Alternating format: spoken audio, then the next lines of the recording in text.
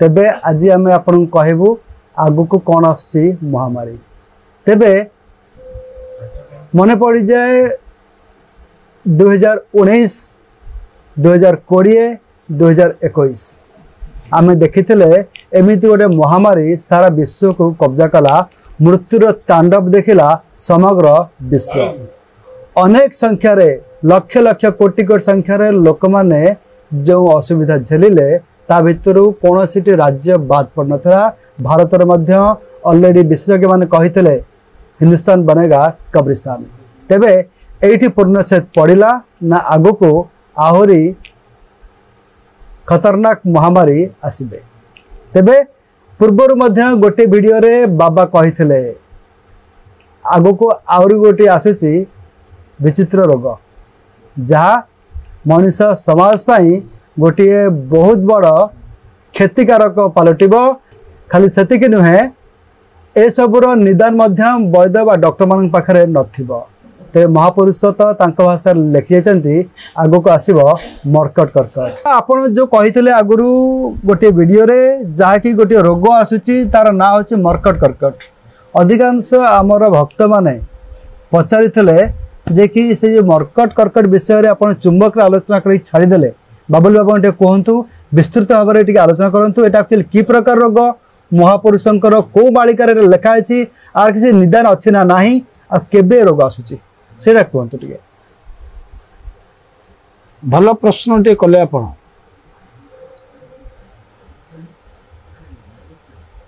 ए जो मर्कटी कर्कट कथाटा टिके पर मु कहबी।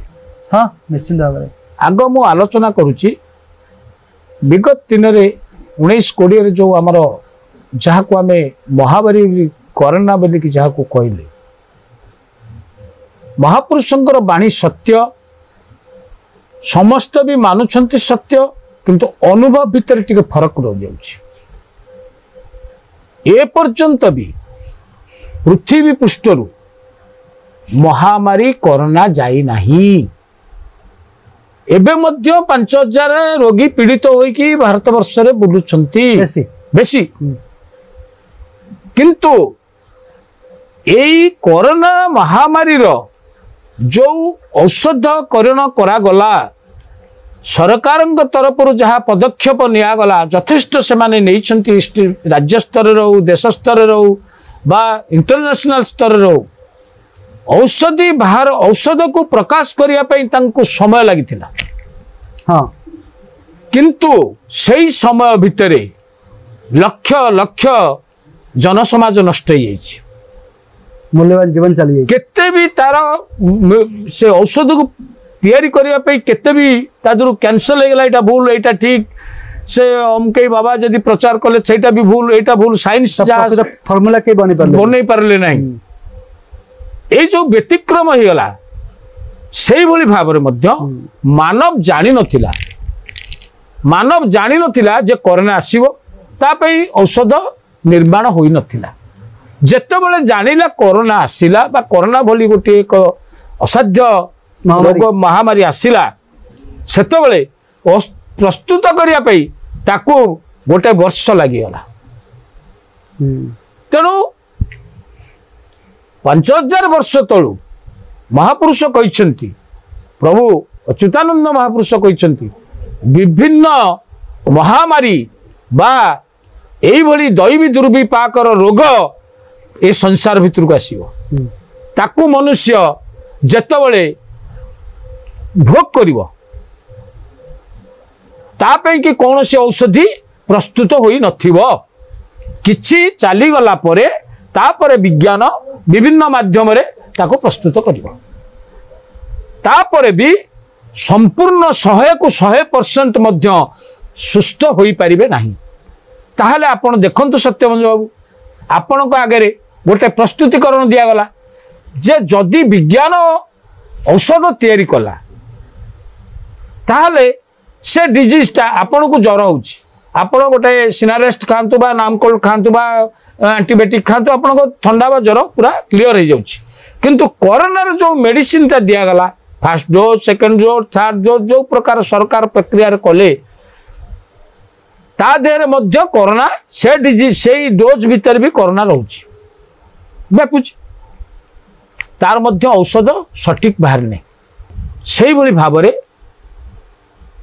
25 ରୁ 27ଟି ଅସାଧ୍ୟ ମହାମାରୀ এই প্রলয় ভিতরে বা এই যে দুর্বিপাক ভিতরে 2027 ভিতরে খেলিଯିବ, ଯାହା ମନୁଷ୍ୟ ଜାଣିନଥିବ, ତାହା ଈଶ୍ୱର ହିଁ ଜାଣିଥିବେ। କାହିଁକି ନା ଈଶ୍ୱର ଚିନ୍ତା କରୁଛନ୍ତି ଯେ ଜନସମାଜକୁ ସନ୍ତୁଳିତରୁ ରକ୍ଷା କରିବା କେମିତି, ମ୍ଲେଚ୍ଛ ସଂହାର ହେବେ ଯେଉଁ ମହାପୁରୁଷଙ୍କର ବାକ୍ୟ ଅନୁସାରେ, ତାହେଲେ ସେହି ପ୍ରକାରର ମହାପୁରୁଷଙ୍କର ବାକ୍ୟ ଅନୁସାରେ এই যে কর্কট রোগ বর্তমানে ক্যান্সর রোগ বলে আমি যা চিকিৎসাধীন করে পারুছে, আপনার দেখুন যে মর্কটি কর্কট বলি কি প্রভু বাক্য দিয়ে তার গোটা নমুনা মু আপনার কৌছি।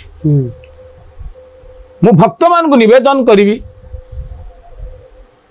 সাধু সমাজ को নিবেদন করিবি, সপোজ জনকু কর্কট বা ক্যান্সর হেলা, তাকু সরকার বা বিজ্ঞান কোন করুচি না কেমো দউছি, केमोथेरापी करा जाउची। केमोथेरापी नबा द्वारा से विकृत होउची ना होनी, ता चुटी पुड़ी जाउची, ता आखिर भूलता सब नष्ट हो जाउची, साइड इफेक्ट भी पड़ुची। ताले तार तले रूपटा परिवर्तन हो जाउची, से कोन से रूप रे रहउची कि गोटे विकृत रूप होउची। तापरे से जो मांस सड़ी जाउची, जो ऑपरेशन होउची, जो चित्र विचित्र रे हमकु देखौचंती डॉक्टर माने प्रकृत ऑपरेशन थिएटर देखौ नांती, जहा महामहिम डॉक्टर माने एते असाध्य करिकी एते बड़ डेंजर रोग को निज हाथ में ग्लोव्स पुरै ताको ऑपरेशन कर रोगी की सुस्थ करूचंती बा सुस्थ करिया पे प्रयास करूचंती। सुस्थ ऑपरेशन पर भी से रोगर एते प्रभाव अछि, से रोगी मध्य विकृत देखा जाउछि। ठीक, तर विकृत ही तो मर्कट। गोटे मांकड़ को आमे कोन कहजे ए एटा हनुमानकटा मुह कलाटारे, से पाती मांकड़र मुहटा नळटारे, सेटा ईश्वरंकर वाक्य रे प्रभुंकर जो महापुरुषंग मानकर वाक्य रे जो रोगपथी अच्छी प्रभुंकर ब्रह्मांड भूगोल जो रोगपथी अच्युतंग पाखर अच्छी जो केतटा भूगोल से लिखिचंती, रोग भूगोल, पृथ्वी भूगोल, सौर भूगोल जो सब ग्रंथ लिखिचंती, ब्रह्मांड भूगोल ये सब लिखिचंती, ता भीतर से गुप्त रे ठारिचंती।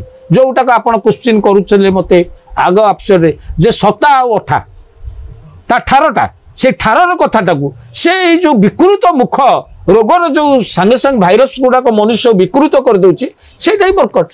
मांकड़ भली आ जाउची बा घुसुर भली आ जाउची बा गोटा अकृत्य देखे ताको कोन कहिबा। तबे एटा कोन कोरोना थारु भी बड़ निश्चित। एबे आपण चिंता करंतु, एबे कोन कैंसर जोटा को आमे कर्कट रोग बोली कहूचे, से कोन एक्चुअली भयंकर नुहे कि हेतु जान लेबा 100% भयंकर। वर्तमान सर्वप्रथम कोरोना हेबा द्वारा लोक टिके भूलिचंती कैंसर को, भय करुचंती कोरोना को, नचेत ता पूर्व जदि कर्कट रोग का गला से केते रोगी भी हार्ट फेल कर जानती। तेन सही कथा प्रभु कहते ब्रह्मांड भूगोल रे प्रभु अच्युत कहते, बाबा शंकर कहते महाशून्यवाणी रे जे मर्कटी कर्कट से भाइरसटा आठु भयंकर हम।